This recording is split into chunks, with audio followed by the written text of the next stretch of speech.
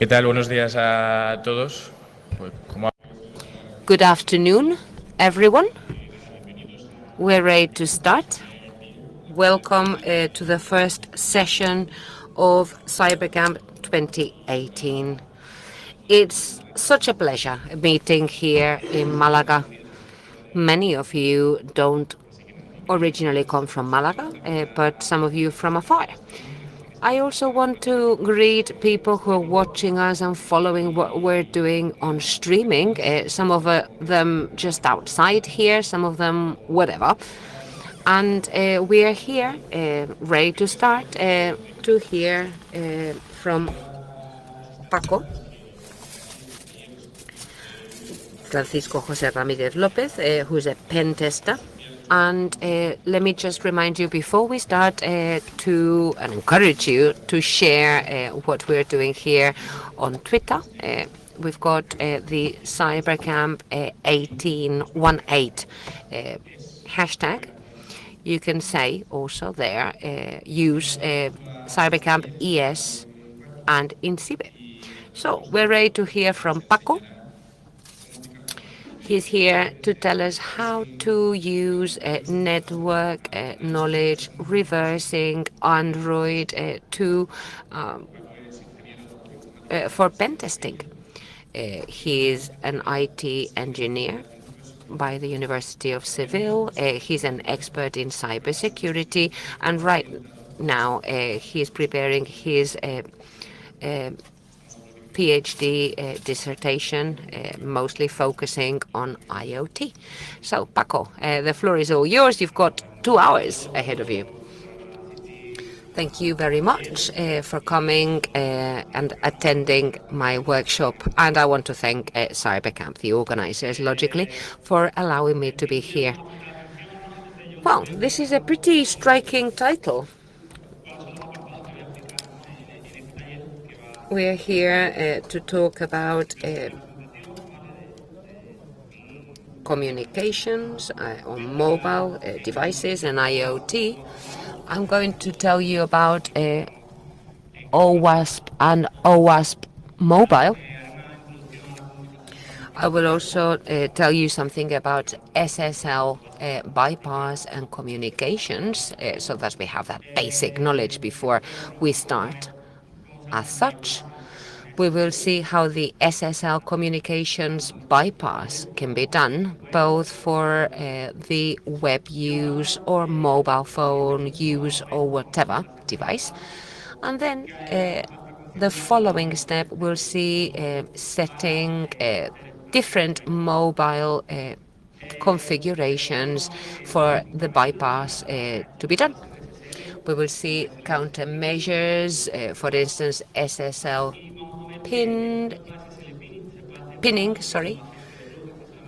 which you can do through admin access or not. Well, we will see that that's the easiest way, but then we will see more complex ways to go around that. And then we will see that all this knowledge for Android, for iOS, that can also be used for IoT devices. Is the same concept at the end of the day. It's just using devices that are connected to the internet. So, and then working online. So this is my disclaimer saying that we will be working on controlled environments. And what I'm going to tell you about during my workshop, well, I've got that information from blogs, from reliable sources. For those of you who don't know me, this is me up on the screen. My name is Paco Ramírez. I work for Innotech in Madrid. I'm cybersecurity consultant. I'm a pen tester, and I've been working for 4 years in security issues, mostly connected with hacking. I'm an IT engineer. I have done a master's degree on security, and I'm now doing my PhD on smart applications. I'm an honorary professor at the University of Seville, And just as a reminder that I want to tell you that we are doing the OWASP chapter in Civil, where we organize presentations and meetings on security. Here we can see a list of the certificates that I've been covering during my professional career. So let's start with our OWASP Mobile. I don't know if you're familiar with OWASP. For those of you who are not familiar with it, I'm going to tell you some basic information so that you know how it can be used in auditing, for instance. OWASP started as a community working on a project to analyze web applications. And what can we see on OWASP?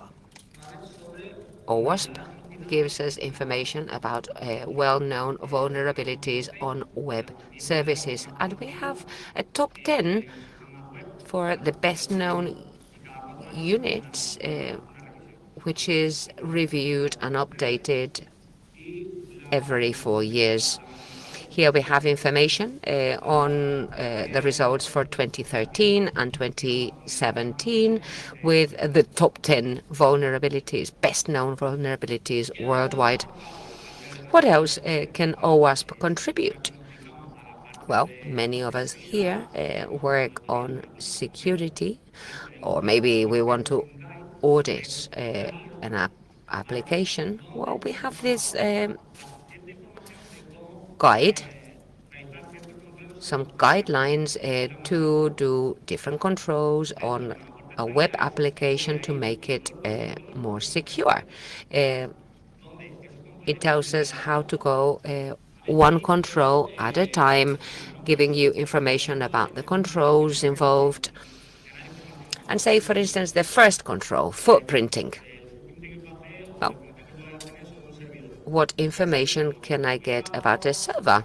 For instance, on publications, information on the domain.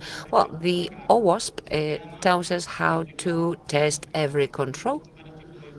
It tells us about how you have a white box, gray box, black box auditing options and how the tests can be modified depending on the type of audit. I'm here to tell you mostly about mobile possibilities and IoT possibilities. I'm more of an expert on the mobile side of things. And there was a recent project which is OWASP, just like it was applied for the internet, for the web, but from mobile applications. Here we can see some of the information that has been coming up for mobile applications recently. And during my workshop, we will see a bit like the testing guide for the web, well, something similar, but for mobile environments. In mobile environments, it very much depends on the app that we're going to be auditing or securing for certain controls. Then you have different levels. ¿Qué es de información de dónde está? So if we are discussing what ATMs are that we see on Google, maybe there are some controls that I need to use that are a bit complex for the application. And then what about a health application? If these data are critical, we need to follow tighter controls. That's why OWASP Mobile has the following layers, 3 of them. One is standard security, second level would be in-depth security, and another one that is reverse engineering. Based on the kind of app we want to audit, we need controls from one block or the other. We have architecture, storage, cryptography, and many other types. Last one is reverse engineering, and then on the guideline there are 2 columns there. And depending on the one that will be auditing, we will have a first column, the first control, the first audit, and the other ones, the rest of the audits.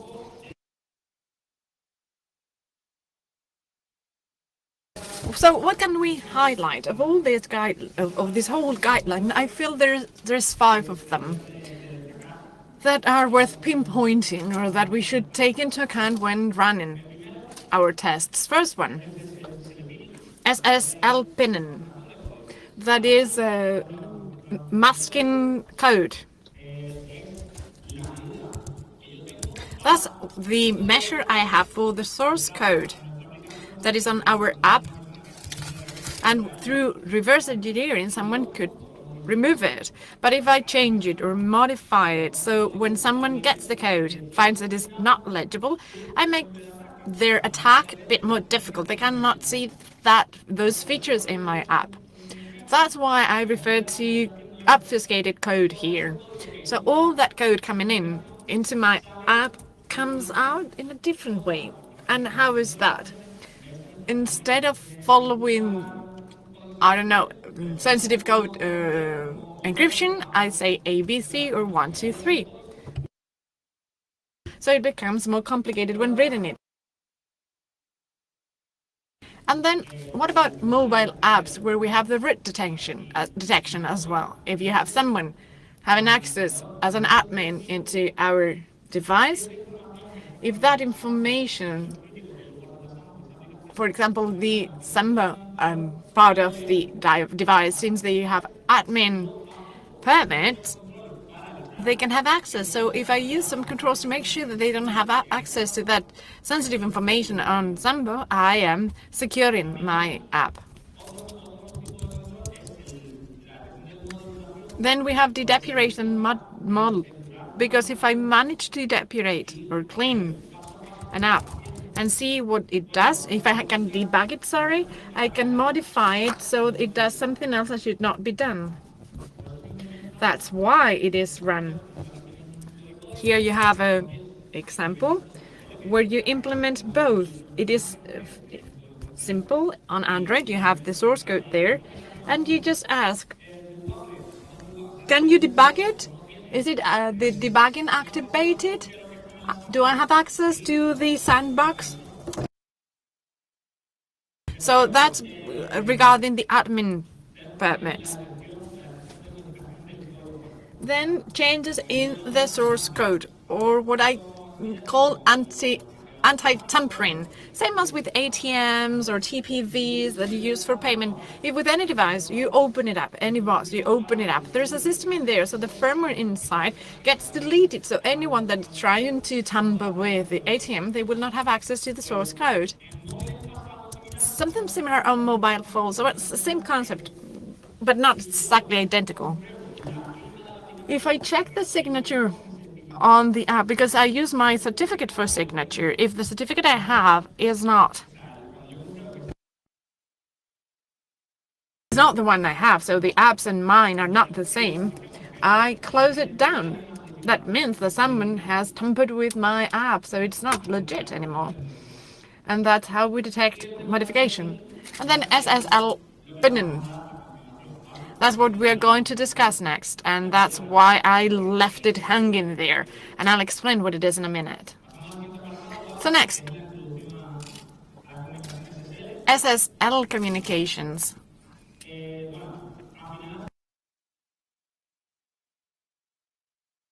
So we have 2 kinds of encryption, symmetrical and asymmetrical. Symmetrical, the well-known one, where I encrypt and give you a key, and you with the same key can decipher my message. You can decrypt it. But there's another kind of encryption where I say that I use this key as encryption, but you can only decrypt it with another key, not the same one as for encryption. So that's a private key and public key concept, right?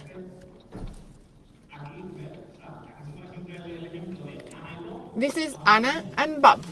Typical example, both have a private and public key. And if I want to send a message from Anne to Bob, Anna can sign with their private key and Bob can decrypt it with the public key, but never with his private key. And just the other way around. If I'm using the public key, you can only decrypt it with Anna's private key. That's why it is asymmetrical. So we've shared previously, priorly, the keys. Asymmetrical encryption is what's used by servers nowadays that we find on the web or our browsers. So we have HTTP and HTTPS, which is the secure protocol. What's the difference here? If it is HTTPS, the server is giving me its public key so that my communication is encrypted and then decrypted on the server with the private key. So far, supposedly so good. It seems communication goes through a secure channel. I can never break up that encryption because if it moves from my computer to the server has a private key. I don't have it, so I cannot read the message. You also need to take into account, and it's kind of a security recommendation for a browser, a website, let's say. You see the green lock means it is secure. So the certificate given by the server is secure. If I see an I, it means that is uncertified, which is usually HTTP. And if it's crushed or red or a non-secure symbol, it means there is some problem with the certificate. Either it's been replaced with one that is not valid anymore, or else it's expired.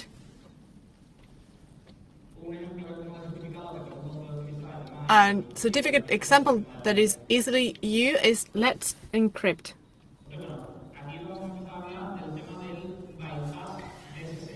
Now we move on to bypassing SSL. So there are two different kinds of communications on web servers. Data that are encrypted and those that are not encrypted because they are transferred through HTTP. If it's SSL communication, I cannot see the information. I've just explained that.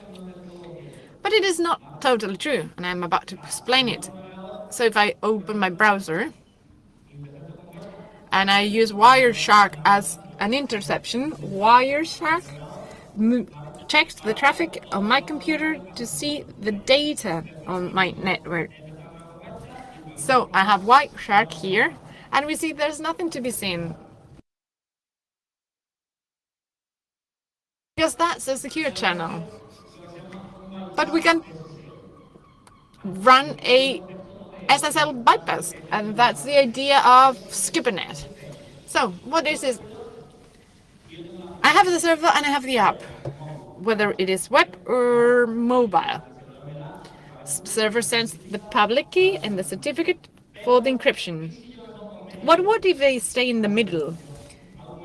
So I run a man in the middle, right in the middle of the communication, that is, and I get the certificate. I encrypt it myself, and then to the user or the client I send another certificate. In the end, that communication always follows an encrypted channel, but in between, I'm breaking it up. From the server to me, there is a certificate. I get that information, I decrypt it, and then, following another certificate, which is one I have, but not the regular one, I send the information back to the third party. So, tools that we have. Subproxy, Charles Proxy, and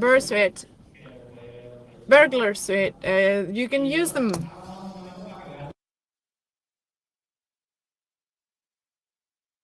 We'll see how you break up that communication. So,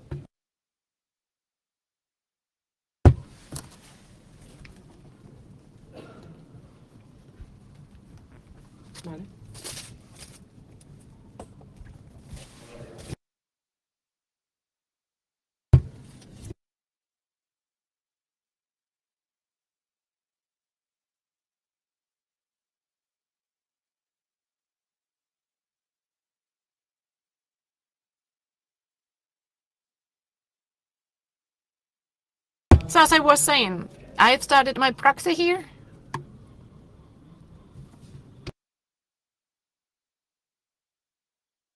using Bear. This is Bear.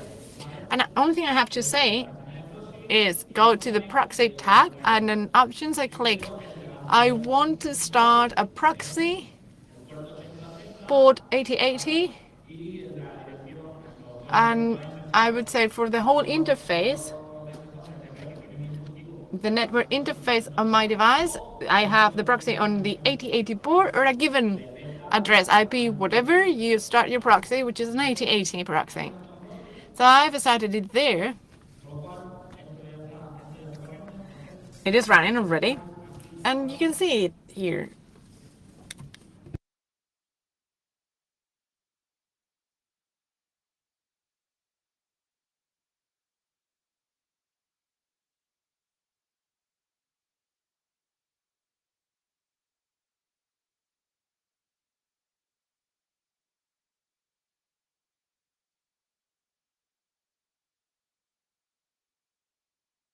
So we have the browser settings here, then proxy, and there, this proxy will run on port 8080. That's the local address, right?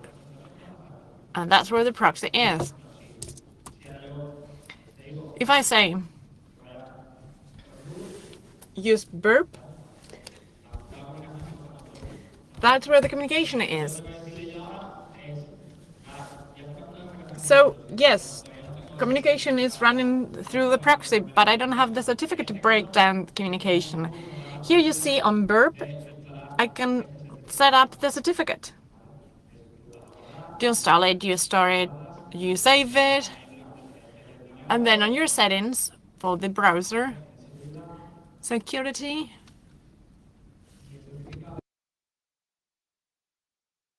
certificate, and we can import it. And already imported this one. So this one has been imported, the certificate, which means that from the server to my proxy, and from my proxy to the website with another certificate, right?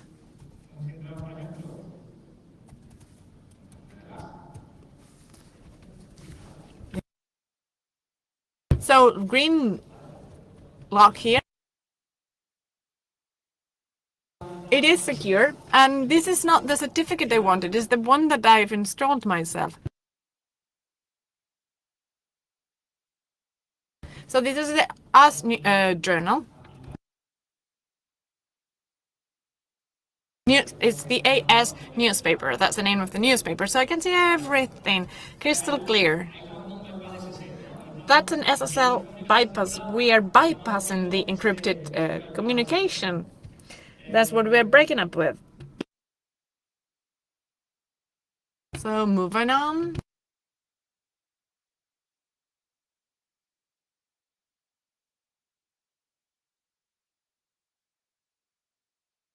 What about mobile or smartphones? Just the same as with websites. Just the same concept. An SSL bypass, web or mobile, is just the same. We just need to set up the proxy for our mobile phone, for our smartphone. So, you get the certificate, set it up on your device, and through a proxy it goes.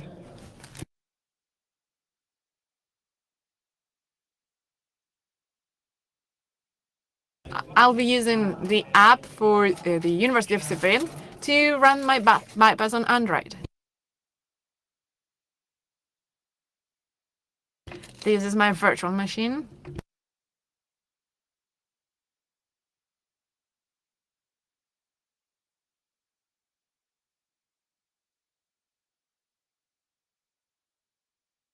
Problem starting.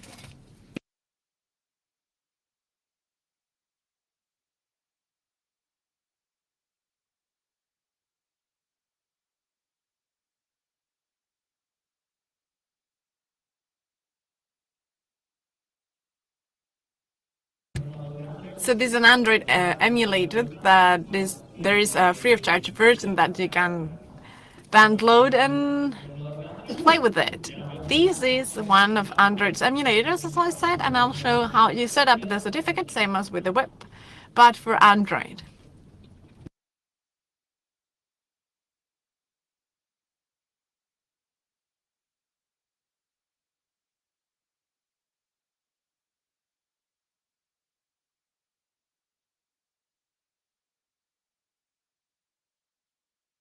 There it is. First of all,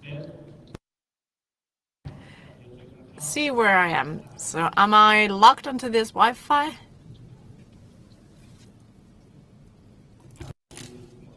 Since I am, it works.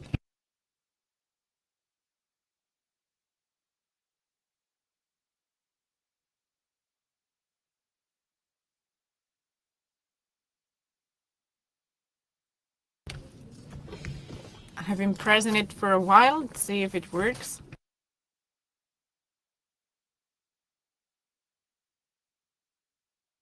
So I have to say, change the network. And so I have to say this goes through my IP address, the one for my proxy machine.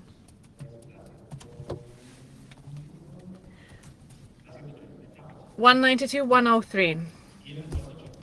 Again, port is 8080. I save it. And there you see the proxy. And I set up a proxy, lead into this IP address and the port 8080.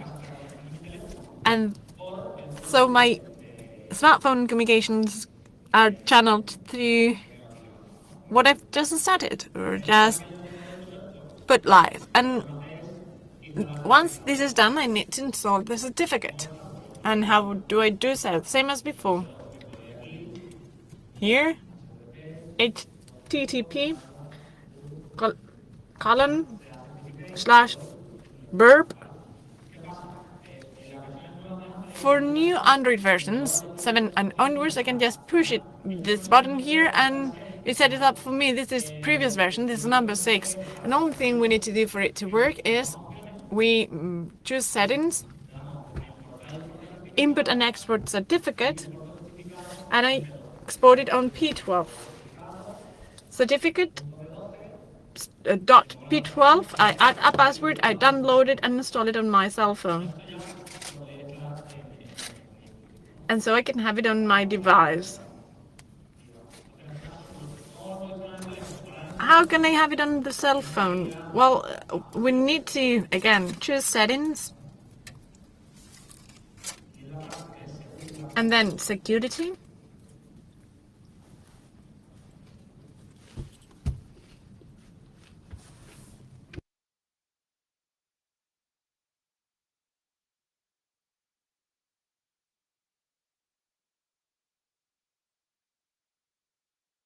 So this is credentials, and that's where I say the certificate.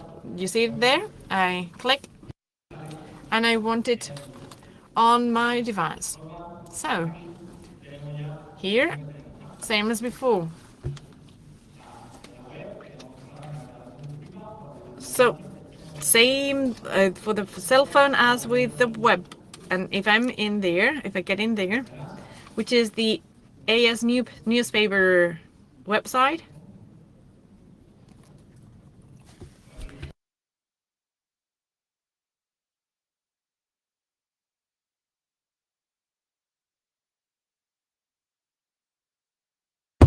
and same here with the University Xavier's website.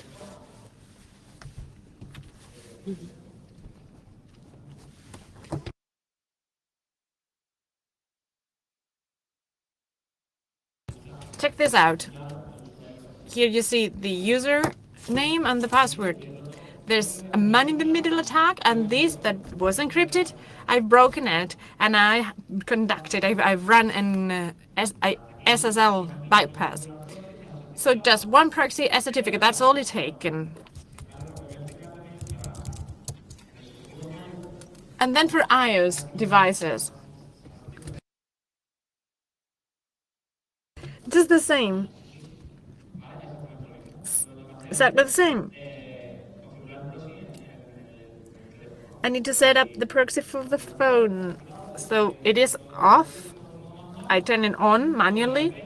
I state IP address and port, same with the certificate, HTTP :/burp, and I set it up just the same. Settings and everything. And just like that, on Android and on iOS, we've broken the communications. We've broken them up. So what about Twitter or any other app? We can test it and see that on the alert tag for burp, you get this message. Well, the SSL has failed, and so we cannot log. We did not manage to break that chain up. And so further, later, we will explain why and how we can keep it up. But before that, let me say, because this happened to me back in the day with Android versions. Actually, well, let me explain what happened to me. Did same thing I've just done, but there came a point or a time where the proxy was empty. Nothing was going on.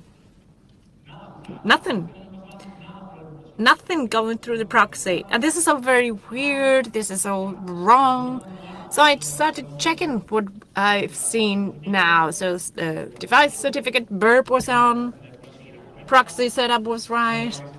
Making sure the certificate is a valid one. It was all right. Or so it seemed. But what was happening? So I looked into it, and I realized that Android version from number 7.0 onwards, these network setup changes, recommendations change, and now it is done differently. So Android from this version onwards has released a method to set up the network security. So what does it do? On the Android manifest file, sorry about that, my phone's ringing. On the Android manifest file, they've had the security setup, which is an XML file where I specify what's the security setup for my app or what the certificate is. So on Android manifest, which is an XML file for every Android app where I state the permits, the main purpose and everything is stated there. I also state the security setup.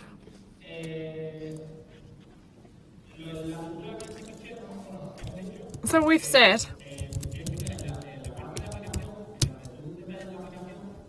that you need to state the network security config as a file, an XML folder.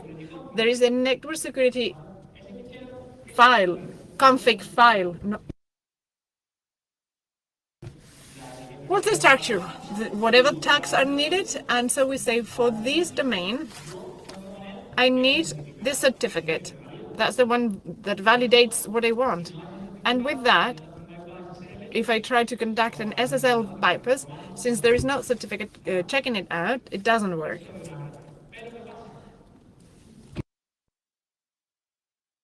But going deeper, I realized this file where you need to specify that you've got the URL and you need to import the CA you want to use, well, it is a pain because there I need to produce another app so that I can reuse it again. So I found this method. I came up with this method, the same file, but instead of saying this is the URL, this is the domain, and this is the certificate, what about using the systems and the users? So if we add this setup to the app, it works just the same as we've done so far. Let me show you a short demo on how this can be run.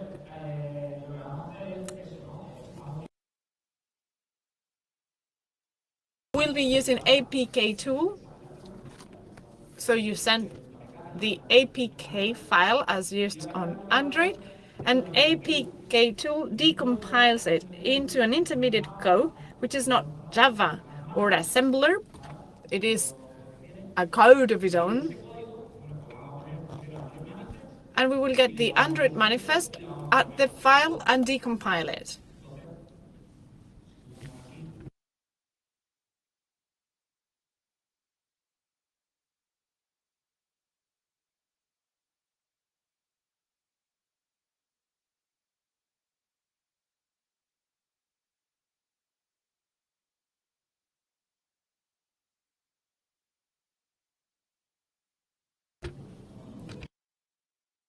Can you see this?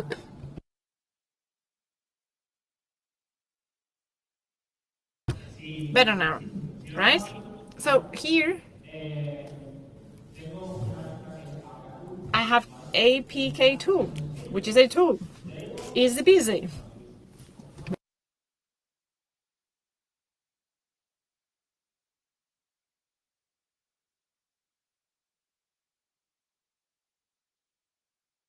First one is decode, to decompile, and second one is build, to build what's on our APK. So we use APK tool, D for decompiling.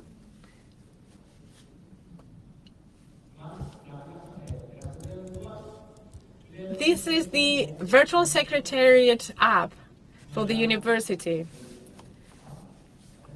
And so the demo runs, it decompiles it all.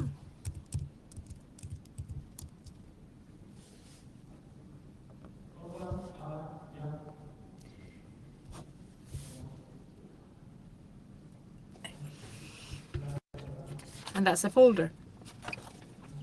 CyberCamp, CViews, demo.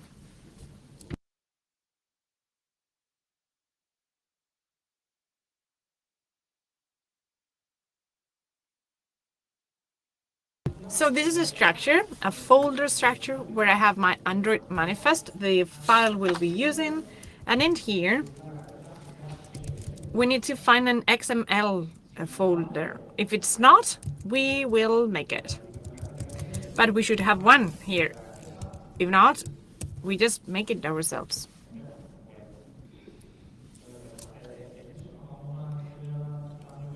That's what we have to do. Android manifest first.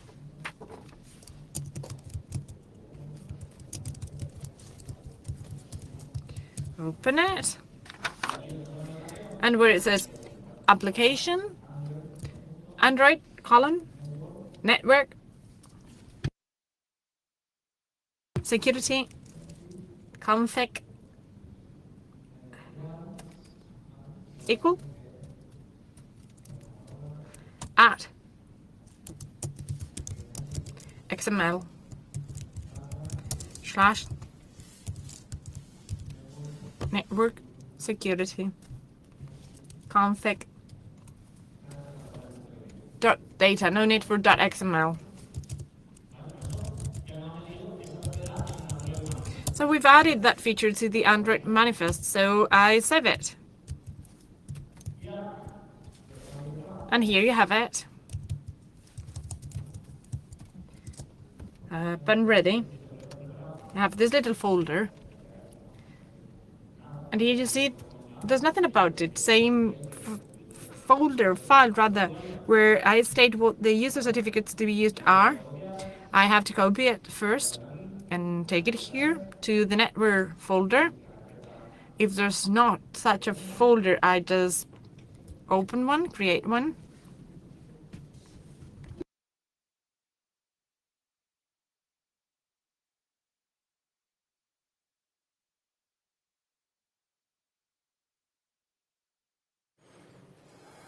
Demo 3, ¿vale? Made XML, y ahora digo que XML and then copy network security config XML.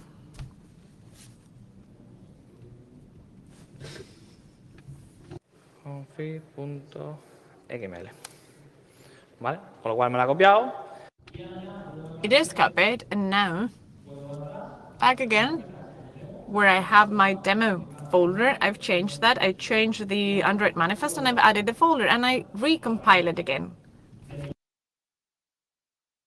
I state what the folder is and I say this is CVS.modified.apk. Alright, once again, I compile it all in order to use this app.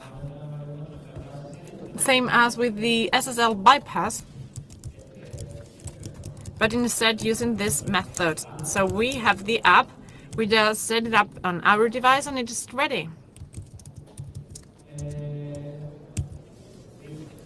Next.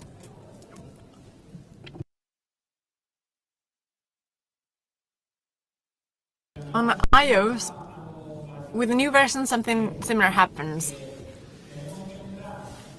where we need to go into general part of side of information. So there is this setting that says produce information. We push it, and we need to validate the certificate. Otherwise, it's off. It's happened that to me that I got the certificate, same as with any other case. It was working. And so why is it not working now? Because there was a double factor, so you need to go into produce information and confidence setting, and CA needs to be on for it to work.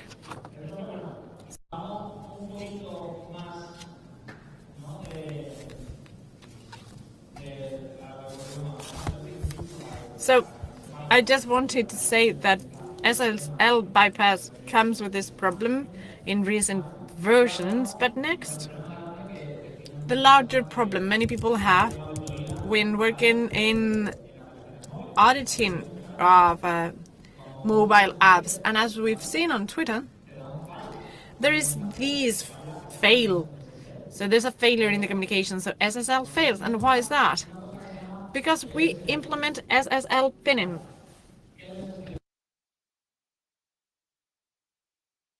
Same as before with the SSL bypass. And as I was saying, what if the app or the web queries, sends a query about what's this certificate you're giving me? That way I can say whether it's legit or not. I can say the certificate you're giving me, I have stored it with a hash code and I check whether it is valid or not. That's SSL pinning. It is just checking the hash code for the certificate. That's it.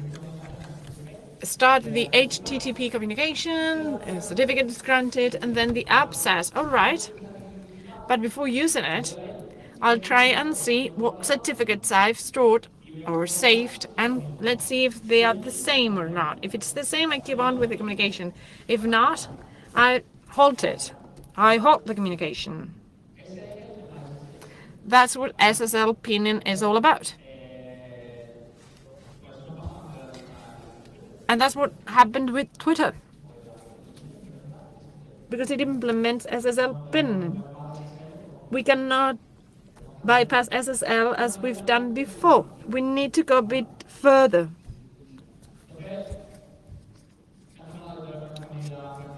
So what about SSL pinning? What do we do? It's masked. There's nothing we can do. Well, that's not it. We'll see in a minute that there are other measures on how to break the SSL pinning, if it's poorly implemented or in a different way. So, first example here,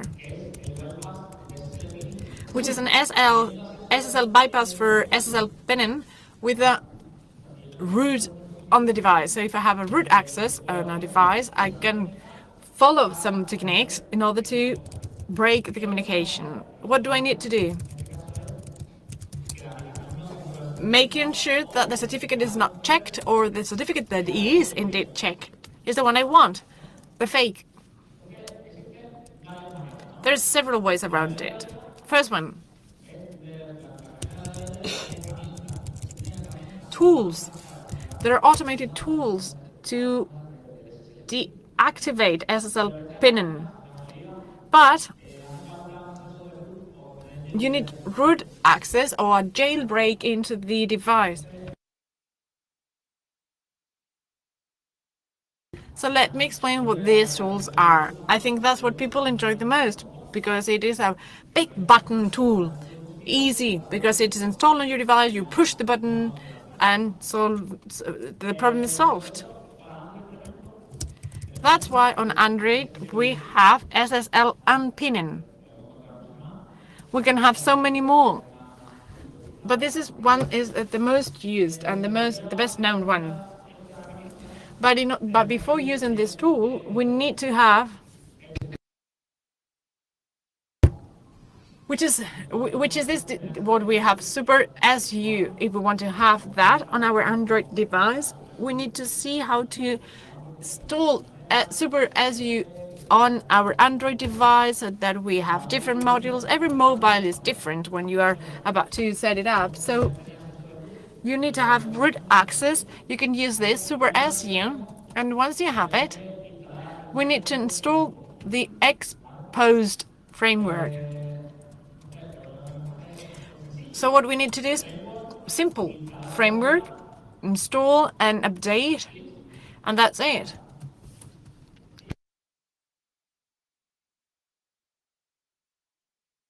So we find the SSL unpin, we push the button here, you install it, you restart the cell phone, and it's already ready.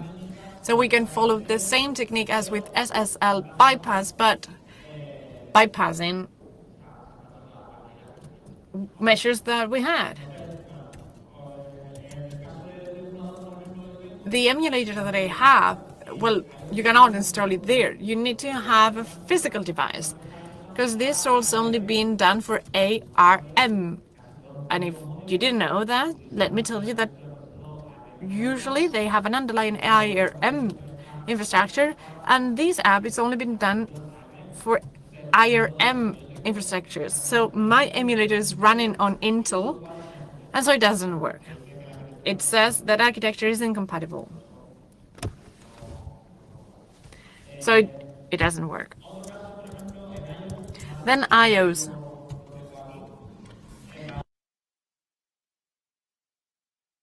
We have SSL kill switch 2.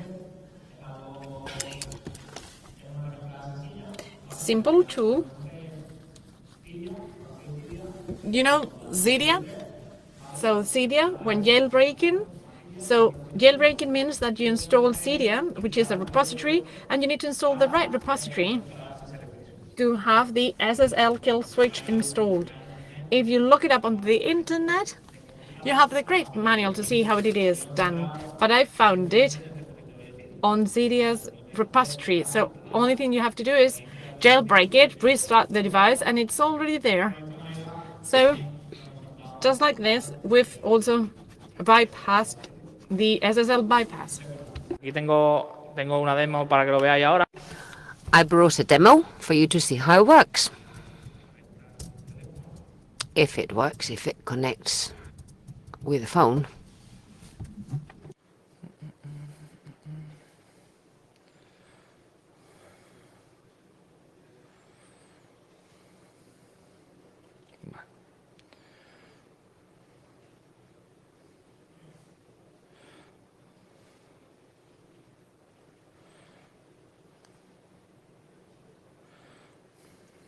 Un momento.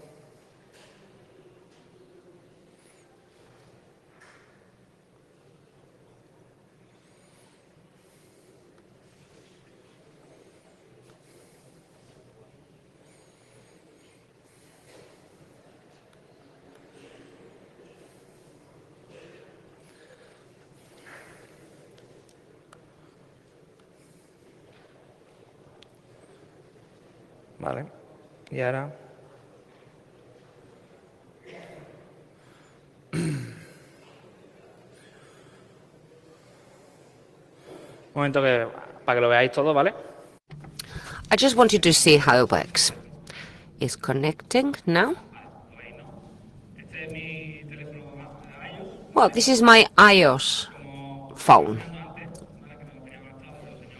And I couldn't show you earlier because it wasn't online. So, I'm logged onto the Wi-Fi now. Can you see? I don't know if I can make the letter size any bigger.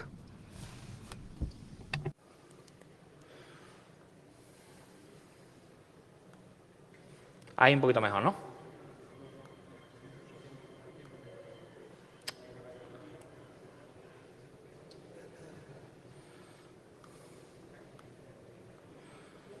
Vaya, hombre.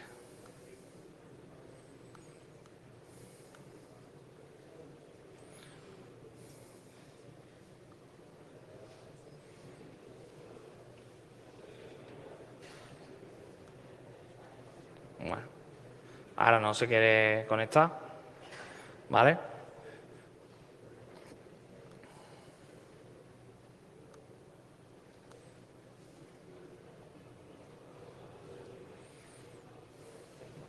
Bueno, no sé si, lo siento, pero ahora no se conecta, ¿vale? Lo único que tenemos que hacer... Apologies, but the connection doesn't seem to be working. But anyway, let me just show you how it works here on my mobile phone. This is Wi-Fi configuration here. We need to tell the system that it has to go through a proxy, which is manual. We need to tell the system.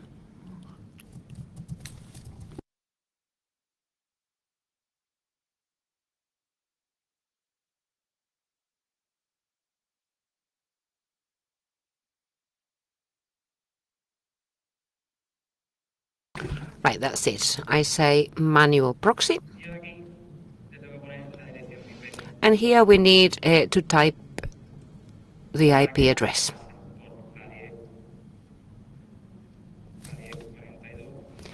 I need to tell the system go through 104201 and the port is 80. 8080. So that's that done. And now I go to http://pool. I don't know if you can see anything from that distance,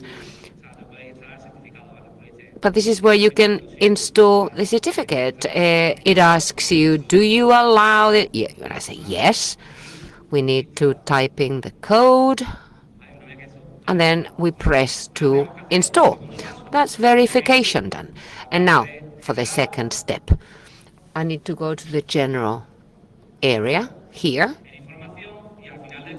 I go to information, and right at the end it says settings or adjustments for system security. Well, I need to accept that because otherwise it won't be installed properly.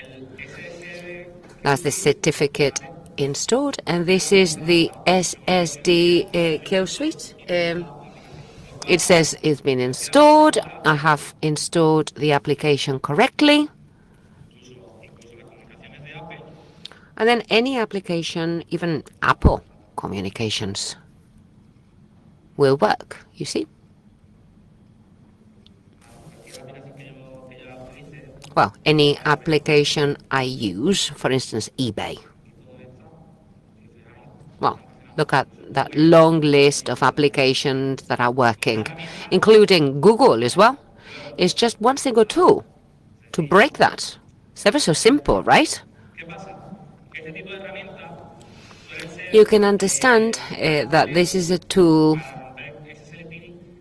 which is good for SSL pinning breaking, like Trustkey. Tools that I use to implement SSL pinning tools. Now let's continue with the next section of my presentation. Well, we said there are different tools for SSL pinning, bypass, and then we need to see if those tools are common, if they can be jailbroken, because otherwise they might not work. This is I call it a fat button tool. But sometimes the application then crashes, it can't be installed. We can encounter different problems, or maybe the device we're using cannot be rooted because it's proprietary. For whatever reason, we can't do it on that particular device, or maybe there is a control on that app to detect rooting or jailbreaking on that device. And in that case, this solution will not work. Right, so what other possibilities do we have? This is the next process. It would be modifying the app. Just like we use the APK tool or Hooper, there are different ways, different tools. Well, the way to do it would be modifying the app, checking the different process for SSL pinning to be done, and also modifying the certificate or the signature. Well, here we see the steps. First, creating a store for empty keys. Well, you can see the different steps that we're going to be covering and running through now. This is where we can see that in this particular application there was local task manager factory. That's where we can modify things and change the certificate so that we can have our certificate. And just by compiling that application, you don't need any more tools. It would just work. But logically, if we touch the source code on Android or iOS for that application, then that's going to fail. If we need to modify the source code for one reason or another, we'll end up in the application closing. It's not a good method at the end of the day. Most of the time is just cumbersome for what it does. But look at this quote up on the screen. A bad method is better than having no method at all, right? So when we talk about modifying the app, well, it would be my last resort. If I had no other way to do it, then I would go about it that way. But fortunately, we have more methods to resort to. For instance, let me just start with an explanation of what hooking is. And then we'll continue with the pinning, SSL pinning. What is hooking then? A hook, well, it reminds me of Captain Hook and Peter Pan. It means that we hook up to a process that's running on the memory. Hooking means debugging a function, but dynamically so. That is, a function that's running on the memory dynamically, not with static code. We would be modifying it dynamically then so that the outcomes are what we need. Here we see the diagram, a process that goes through a function, and it gives me an outcome. But the second possibility, through hooking, instead of going through the normal function, it will go through a different function I set. That happens dynamically on the memory, and then the outcome will be different. How can we go about hooking? It sounds more complex than it is, actually, because we now have tools that allow to hook on to processes in a very simple manner.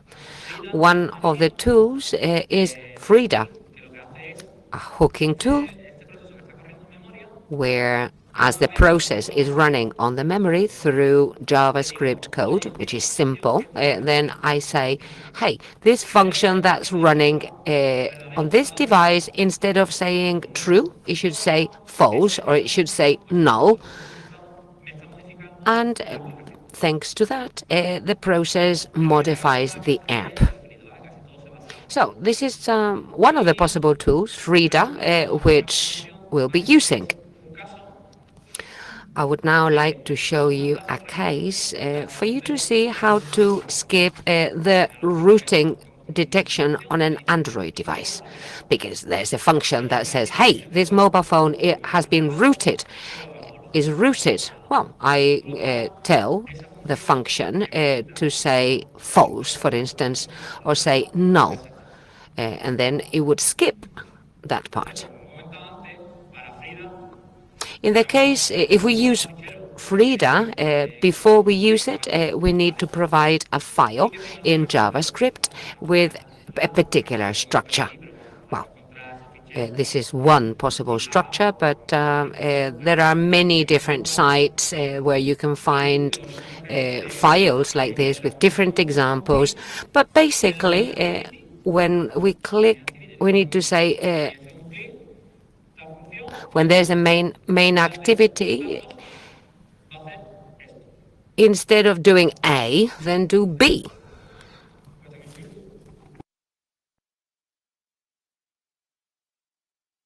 Let's see how it works on this video. When I'm going to click on the function, what would happen normally is that the application would close, right? But look what happens now. I'm calling on Frida. I provide it with a JavaScript file and the parameters of the process. You see how Frida gets on with it. And the time comes when it says the on clip has been modified. Well, once that modification has been done, I press OK, and that's how it skipped it. The application has been modified, and that's done not on the static code, but dynamically through JavaScript. I've said if this happens, then this should be the outcome. That's the idea for hooking, right? Modifying a function so that the final outcome is different. Let's continue now and see how we could do the same thing to skip SSL pinning, because we want to skip the checking of the certificate, right? That's the idea. So the hooking tool, instead of checking it, it would skip it. For a mobile phone without routing or jailbreak, I think this is the best way to do the bypass. How can we go about it? First, decompiling the app to add a Frida framework, so that instead of giving it the JavaScript, Frida will provide us with a file that can be embedded in the application. Just like we did with the APK tool of decompiling, then compiling, same thing, but providing the Frida library, so that when the application starts to run, that functionality will work without any problem. That's the idea. Decompiling the app, adding the Frida framework cache, and then some other functions. All of that is then compiled again on the app, and then it works on gadget mode. Let's run the demo for you to see. Just for you to see how simple it is. Because fortunately, we have a tool called Objection. Objection runs on Frida as well. It uses Frida. And thanks to that, I can patch, I can do all these things that we are going through, but automatically. Patching APK. That's what I say.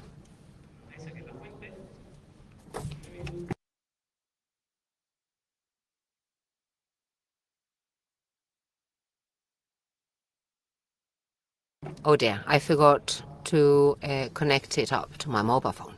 That's quite basic.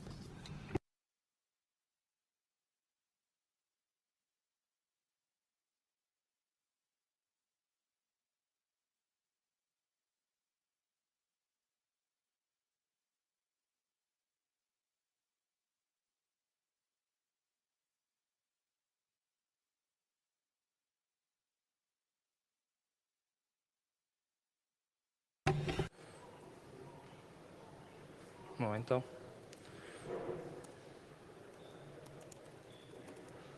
Vale, ahora sí me ha salido ahí, ¿vale? Entonces, bueno, como comentaba antes, ¿vale? Ahora Here we have it. It detected the architecture of my mobile phone, and just through USB, it finds that and downloads the gadget from Frida, from the internet, and then it just patches the app. It's simple, isn't it? Just one single function to modify and compile, and instead of going through all the motions, it does it just very simply, automatically, and for the application cvs.objection.apk, as you can see up on the screen. Now I need to say install.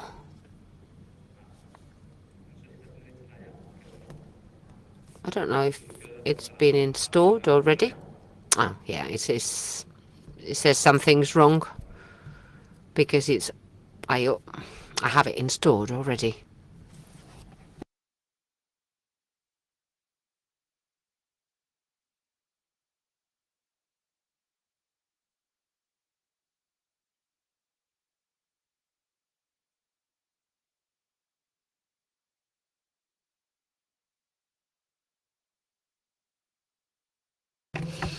I then start the application.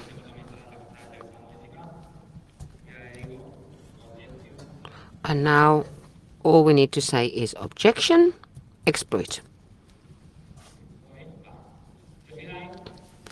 Just look at it. What's happened? It connected to the process through objection on my mobile phone, and I can then do anything, give it a file, whatever. And then why is objection so useful in this particular case? Well, because I say Android SSL pinning here.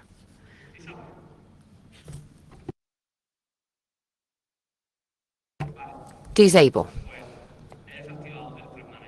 I have deactivated like that the task manager checking and all of that with objections through hooking and on a mobile phone without routing, without any problems. It's simple. You see how powerful objection is. And what can I do now? All sorts of things.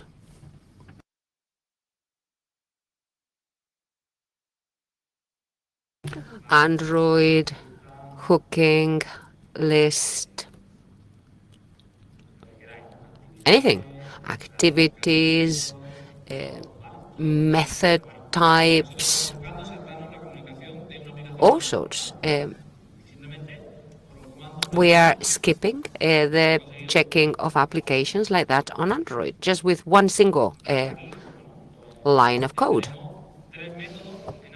You see, we've already seen 3 different methods to overcome that problem on Android. Let's continue now with the presentation.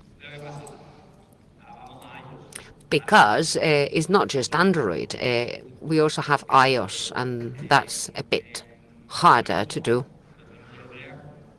If we don't have jailbreak on iPhone, then because it's a closed system, it makes our life harder. But it can still be done. Not as easily as on Android. It's a little bit harder. For instance, we can get the like for the APK file, but for iOS, for instance, we can use the class 2 tool that does a dumping of the file and converts it into an iPad file. Or we can find on the internet one of those applications that can do it. So if we have a phone with jailbreak, it's easier. Otherwise, we can get it on the internet. Well, this is like we used to do with APK. The next step would be modifying it. On Android, you can modify an application, install it, and it still works fine. Why? Because Android doesn't super check developers and signatures and so on, whereas iOS makes things harder. We need to set up a a developer profile. We need a Macintosh system with everything set up so we can create a developer profile. Well, on the Accounts tab, we create a profile, and there we create an iOS certificate, profile certificate. Once we do that, we run this command we can see up on the screen. And look at that code, double O whatever. A code which is like the core of our signature. That's what Apple then checks to see that we are the developer, and so we can continue to work. Once we have that code, we go to objection, and we would do exactly the same as earlier, but with patch IPA, plus the code that we got here, right? Right, that's done. I then sign IPA, modify it, and so on. So for us to use objections, we need to use a Macintosh system here, because we need certain Xcode tools for it all to work. Right, let's just see an example for you to get an idea of how it works. Se queda pillado. No. Oh dear, it's a little bit stuck. A ver si restaurándolo un momento.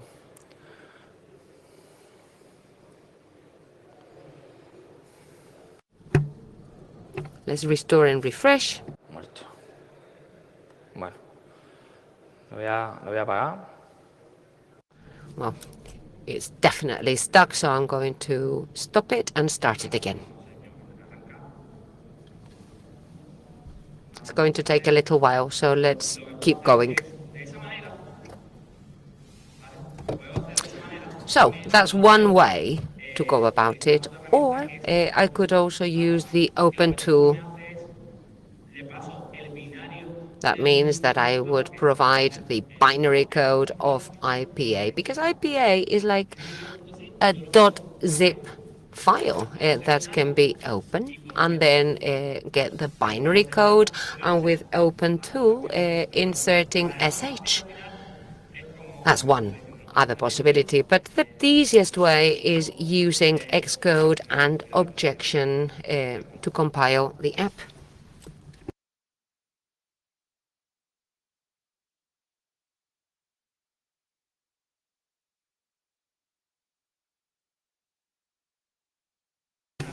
So for that installation to work, I need to use a tool, which I find here, Mobile Tools Impactor. Are you familiar with this? Are you familiar with Impactor? It's a tool where I go here, I say install,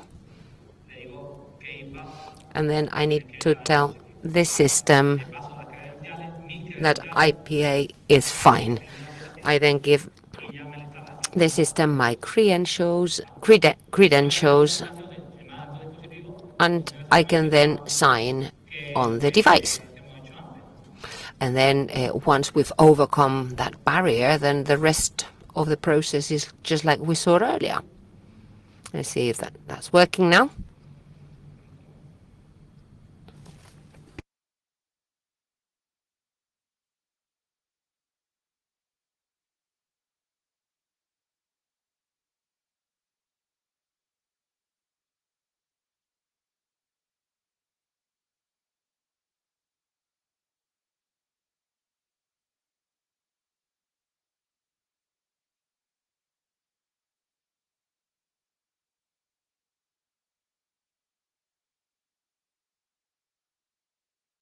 Oh dear.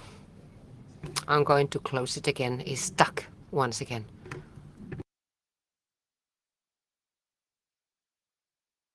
Right, look at that. The app is running on my iPhone. And the hooking from there is like for Android. If I want to skip SSL pinning, what do I do now? iOS, SSL pinning here, and disable. Enter. And then it does its own thing and disables it. Or deactivates it. Well, and then we would continue like we saw earlier, getting the X code. Oh dear, it's telling me now to update it. But anyhow, I would get the X code and then run objection. Then objection patch IPA. Patching, just like we saw earlier with Xcode, I would patch it and then install it on the iPhone. So Objection Explorer would be on Explorer. The system would understand the gadget is working and it would hook. And the same thing again, jailbreak. Here is where we can erase the detection for jailbreak, and all of that without jailbreak would work exactly the same, just like we've seen now with jailbreak.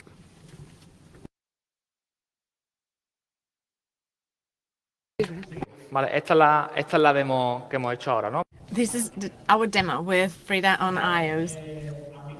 So then, all of this that I've explained, SSL pin, SSL bypassing. I really like playing around with IoT devices, lamps and sockets and everything. And this concept can be used for any device. If I want to tap onto the communications of any device, it can be done.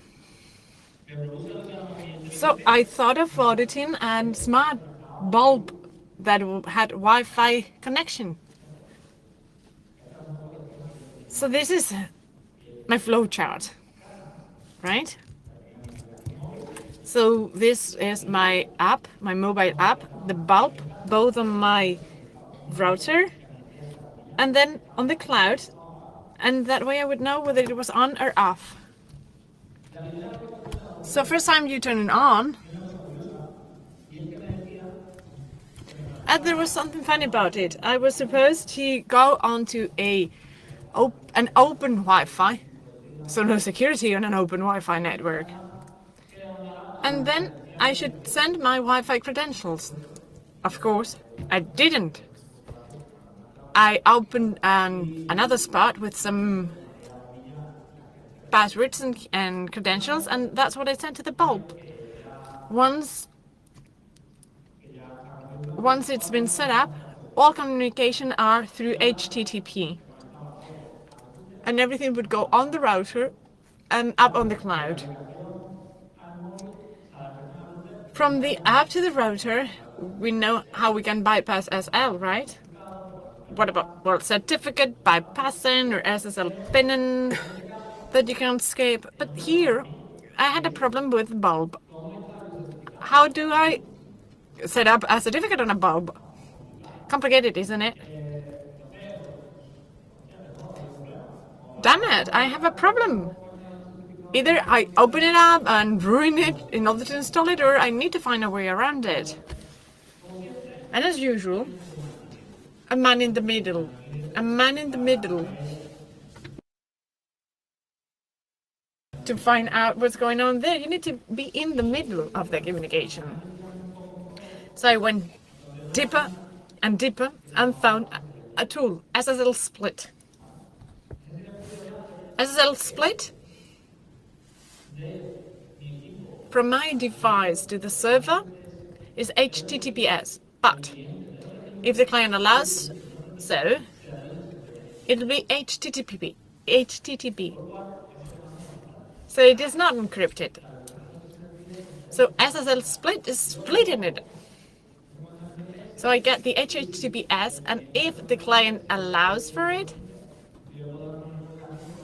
I can have an HTTP communication, so I can split it. That's where I could see the communications for the bulb. With that idea in mind, same as with phones, iOS, Android and everything else, just the same can be used for any other device. So if we have a clear mind and we know that I have an SSL communication, I have the server, I know who the client is, with the tools that I have, and I need to see how we can break it. Cannot have a clear method because there are many examples and many connection methods. There are many kinds of bulbs. It's not just Wi-Fi connected, but next to the infrared device and then something else. But in the end, the underlying idea is just the same. An SSL communication channel, a certificate in between. I need to have something in the middle to break it up.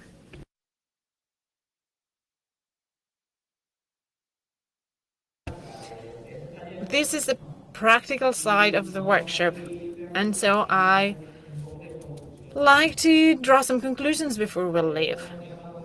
I was talking to a colleague in the morning. So Paco, you explained everything that can be broken, right? But if I'm a developer, so how can I sort it out? This is a problem, isn't it? Because I came in here and I destroyed everything, right? But I did because people don't take the necessary measures. And if we did, maybe we could sort it out. Some clients asked, okay, you've bypassed SSL pinning, right? But then I need to talk to the head of the development and explain how to solve it. So it's not about the framework here. It's not something that I set up and I say, okay, sort it out. Fixed it. It cannot be fixed like that. Problem is, how do I fix it? Every app have control methods and they can all be split. But it's not the same using a fence as on the left side or the one on the right side, that is the Chinese wall. Because if I use a barbed wire, in 5 minutes they've cut it out. But with a wall, it takes them 2 weeks and maybe they give up.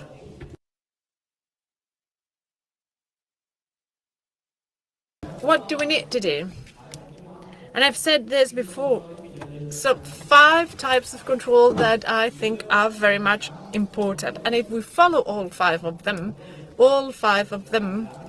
our application security will increase by X%. I cannot really tell what the X means, but you yourselves, by checking the controls, you can understand why. If we do not use SSL pinning as we know it, someone by bypassing SSL can see our communication. There's no need for anything else for them, right? But then if we use SSL pinning, we've seen that it can be split. And then if we have a cell phone that is rooted or jailbreak on it, easier. Because with just a button app, we can split it. So it would be easy to have a root detection as well, so that when the app goes on working, it says it's been rooted.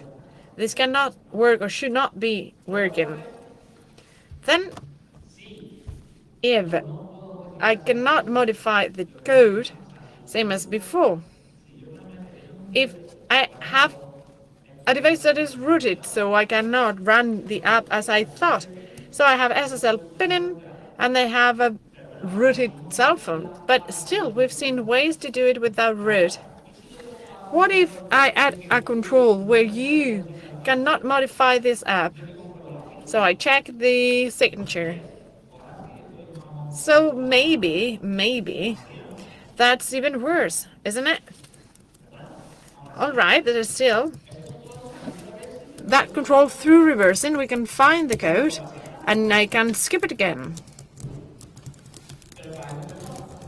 But that's why we have code obfuscation, right? If we have it, they will open our app, they'll see our source code, and they don't know what it is. And it will take them 2 months, 3 months to find them.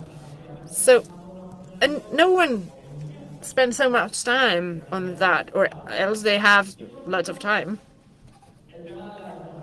And then debugging. It is true that we've got the USB connection. If I lock it out, the debugging will not work either, right? So you see, this is not just one, it's the whole of it. The whole of security. That's why all 5 controls I find are important. Because before that, well, everything is okay. It's we're split and broken, but if we don't do it right, from the basis, from the beginning, we're in trouble, right? So we can have an SSL pinning bypass, we can broken API, so on and so forth. And this has been my workshop. I'm happy to take questions if there are any. Now is the time.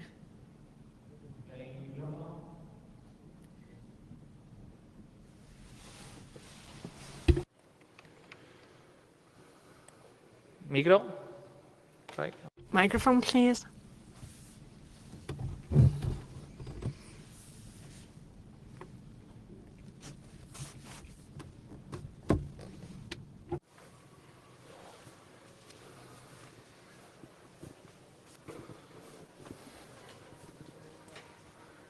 Ahí está.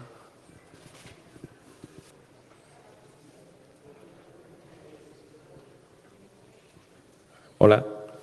Hola, buenas. Hello, good afternoon. Can we also see encrypted communications on WhatsApp?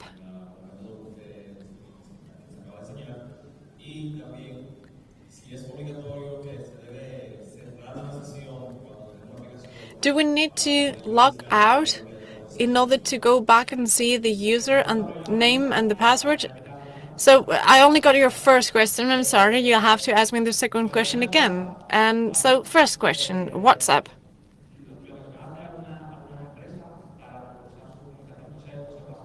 I don't know about WhatsApp because I haven't checked it, but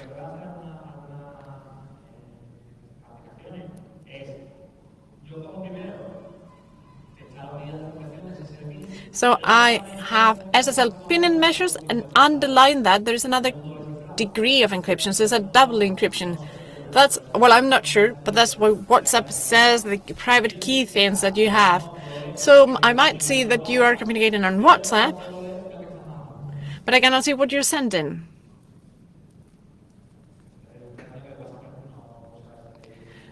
WhatsApp is not using SSL pinning, I'm being told, but with an SSL bypass, I don't think you will see, because it's an end-to-end encryption. And then session, you asked?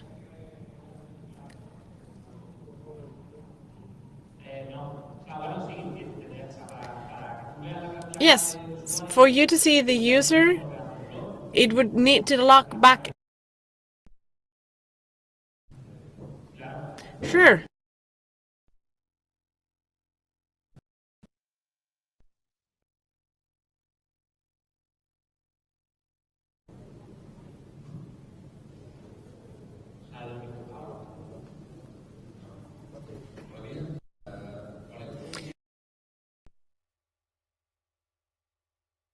devices set up at home, such as the bulb or the fridge or the microwave. Amazon had an IoT microwave released just recently, so you're an expert in security and you see the poor practices that so many manufacturers follow. So what about this deployment? What I see is, well, in the end, this is changing. Almost everyone in the end has devices at home. Actually, I really enjoy everything, sockets and everything. But I also like security at home, right? So it's all about paying attention and being interested in what manufacturers do. So they need to have some minimal goals, right? Such as following. No one else knows what's at my place, if it's on or off.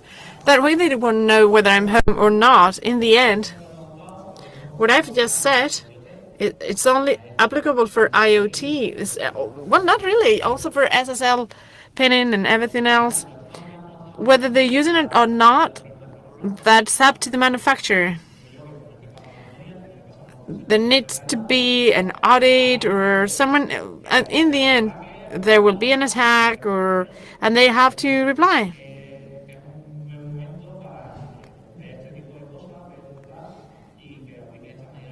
And so it follows this.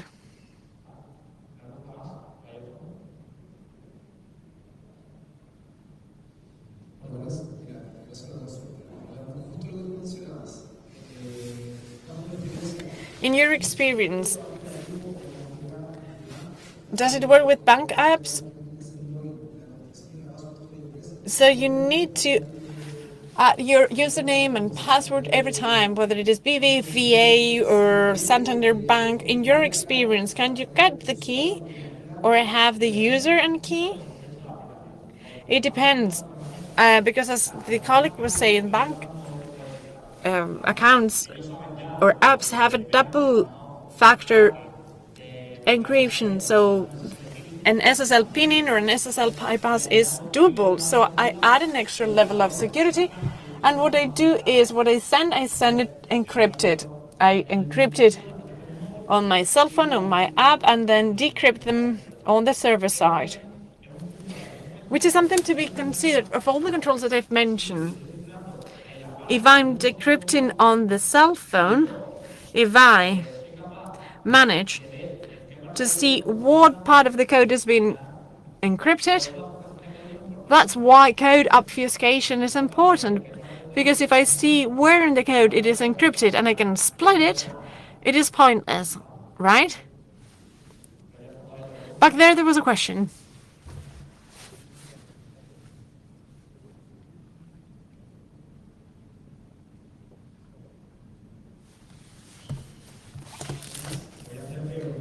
I have a couple of questions, if I'm allowed.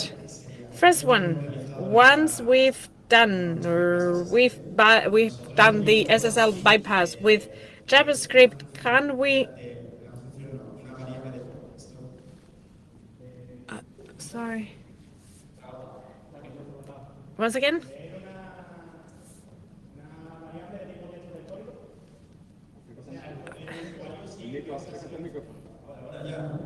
Does it work now? No, it does not. So text. Can you read it on JavaScript?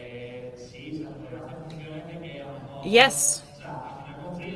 With Frida, what I've explained is any feature can be modified for it to do whatever you want. If you want to have a record or a log, you can change it so that everything that you write is recorded. You can change it. And then if you want to see something else, you can get also a logcat. So same as I said with the USB. But you use logcat and everything done by the device is registered. And you can see that. Second question. Once you've opened the SSL connection and you've edited it, you can send to the device a function or feature that would have Sorry about that.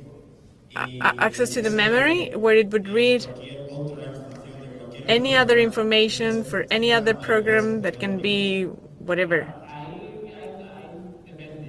It depends. Usually it runs on a sandbox. So depending on the permits, you can have access outside or inside the sandbox. If routed, you might not have access, but only permission to have access to your sandbox. But if rooted, you can have, instead of a file, have something else that is part of the device. So that was Meltdown and Spectre's vulnerability, right? Yeah, more or less. No more questions on my side, thank you. There's one more here.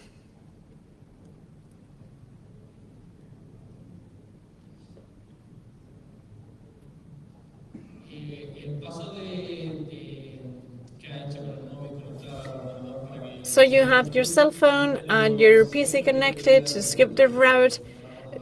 Sorry, do you need to do it every time, or well, that's dynamic. There are two kinds that I've explained. You can change the app, not advisable because you're changing the static code of the app, and once you change it, you set it up, and this will never be requested again because this is part of the code that has been changed. But then dynamically, what you're changing is memory as well, as if it were a computer. When you run an app, all the code goes onto the memory. So if you change it on memory and turn it off, it all is erased, and then you reload the code that you had, static what I had. Do you check it? Yes, then it will be again. Anyway, apart from skipping the route, to skip the fingerprint verification in any app? Yes, it's just the same. You need to see where in the code the check-in is, so that you can skip it. So that it always tests positive. Yes, it's all about skipping it. Saying, as credentials, I want your fingerprint. Haven't skipped it, but maybe it doesn't make any sense because the fingerprint is used for Apple to give you credentials to log somewhere, right? So I understand. If you skip that, there's no credential. But instead of skipping it, can you not make sure that the app thinks it's tested positive and it is you? No, because it's on Apple. And Apple has all the securities it needs for the fingerprint and credentials. You need to skip it so that it's not requested. But if not requested, no session started and it makes no sense. There's no point in it. Thank you.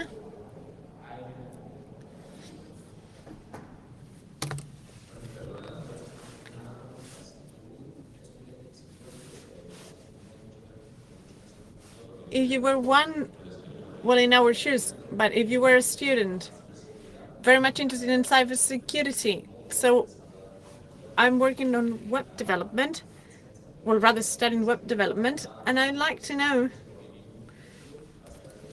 about cybersecurity practices. Where would you start?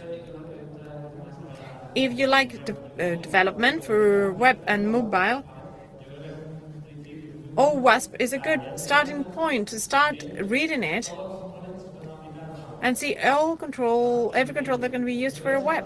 So I develop it, and these controls, which ones do I follow, which ones do I not? You will see that even if you're into security and you do things right, over 50% of the cases are not explained because it's unknown, it's underexplained.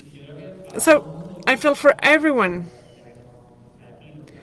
well, you and those on streaming for mobiles and web, it is important to read OWASP guidelines, one of the most abundantly used, and see the requirements they are requesting, which are the minimum requirements, if you ask me.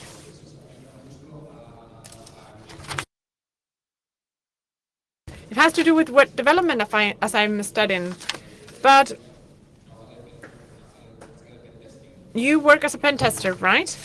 If I were interested in security as such, in the end it's just the same.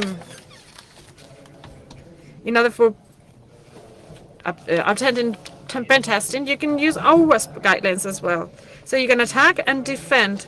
And probably, if I have to audit an app, I don't know it by heart, the guidelines, but I know what is done run in order to test that. One thing or the other, both. What matters is knowing the not so strong suits of a given application.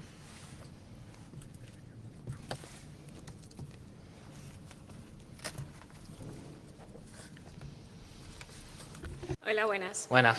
Un siguiente. Let's focus on forensics for case resolution and investigation. It's used for attacking, right? But as a forensic analyst, how can I detect that I've been attacked? That my system's been attacked? Good question.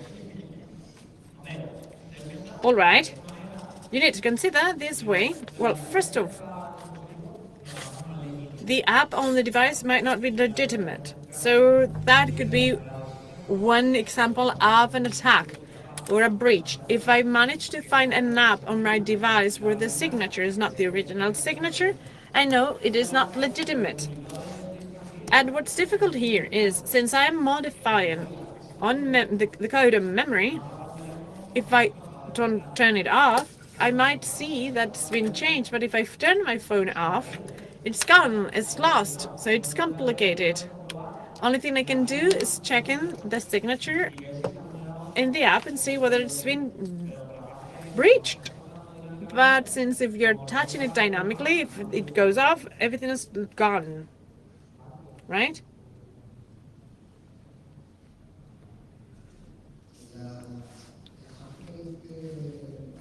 The API keys for Google services, can they be masked? Can they be obfuscated? Well, I think there are ways not to go through the API key directly, if I'm not mistaken. Not sure, but I think in the end, you have a token, and I think you can have random tokens that can be used as API keys. Because if you see the API key on the app, the service could be used at will. But there are ways not to use it and only use it in a mask way. Or as said by the colleagues, you don't want to send it, just encrypt it. Apart from SSL, send it encrypted as well. So if they combine the app, yes, of course, they can use code obfuscation. So the API key is not enough. Well, actually, I have this feature, which is ABC. I have different letters. I don't know what it means. I don't know how it is being encrypted. So you need to play around with it.